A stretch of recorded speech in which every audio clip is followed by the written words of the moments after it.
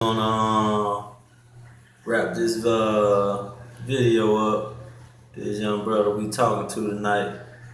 Um, just want to ask a few final questions. First off, what do you feel like? Shit. As far as the healthcare people, um, what role do you feel like they played in this? I mean, these are licensed professionals. They have a duty to report, these issues. What do you feel like? What do you feel like they did? Do you feel like they did their job? You feel like they tried to? I feel like they try to help the police cover up what they did. At the same time, you know what I'm saying? I did get a little medical treatment. But you know what I'm saying? It's not the medical treatment I supposed to have got. Based on what? When you say that, based on what? I mean, what makes you feel like you should have got something better? I mean, You know what I'm saying? Because I'm laying in the cell, you know what I'm saying? I can't breathe, it's hurt me to move, you know what I'm saying? When I knew my rule would crack, I could feel it, you know what I'm saying? I ain't get the proper, you know what I'm saying? I just had to lay in the cell and head up. I ain't get the proper medical attention that I supposed to have got.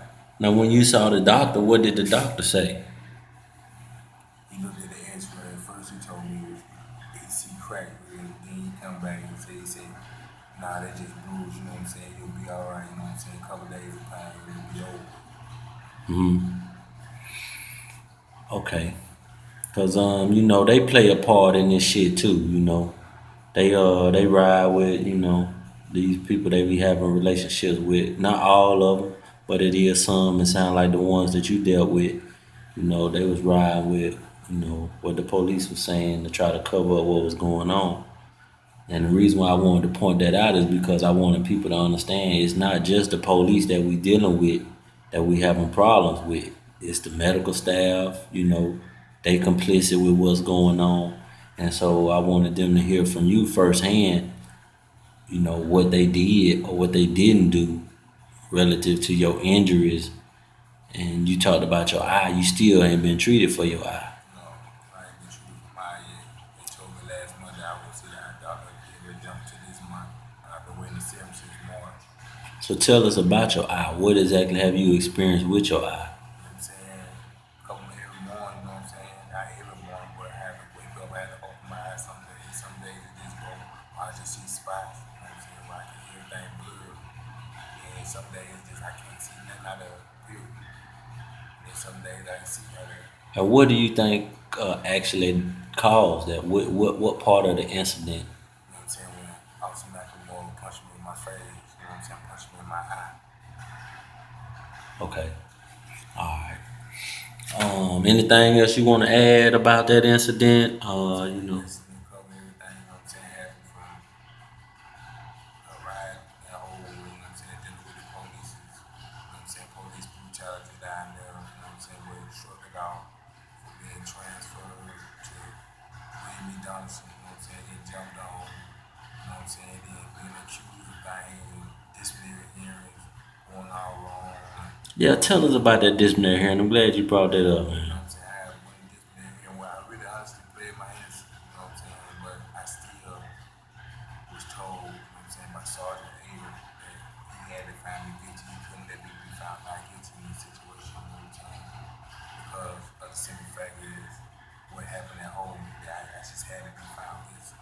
But the arresting officer, they called him on the phone. He gave his testimony. Tell him what happened. You know what I'm saying? With the whole disciplinary hearing, you know what I'm saying? They called Captain Felon on the phone and he had asked him my question, you know what I'm saying? He answered my question and then he turned around and hung up and called back and this hearing officer reread him the question and X out, you know what I'm saying? Certain answers, you know what I'm saying? So it looked like that I was guilty. So you saying on your disciplinary, you had told me in your disciplinary report, he X'd out answers, put the initials, and changed them. Yeah, Sergeant Hager, But this was after you had already established your innocence. right?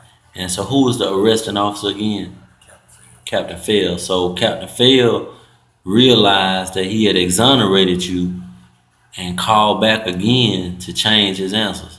And so if let's just say hypothetically, if we were to file a lawsuit and you were to subpoena his phone records, you would be able to establish those phone records would show that they called him and then that he called back to this prison. Right. And you saying when he called back and told the hearing officer to reread you some of the questions or all of them. Someone. And the ones that he reread, he changed his answer to him. Okay.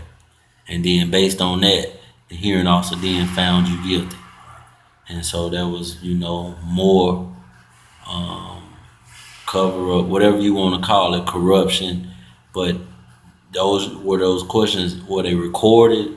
Did he record any of that stuff? Do you have any way to prove, you know? You know what I'm saying? I'm pretty sure every call they go through the phone call record Okay. and then send it to you. You know what I'm saying? Different things going on. I'm pretty sure for all phone calls record. Okay. All right. Well, always, man, appreciate you sharing that with us.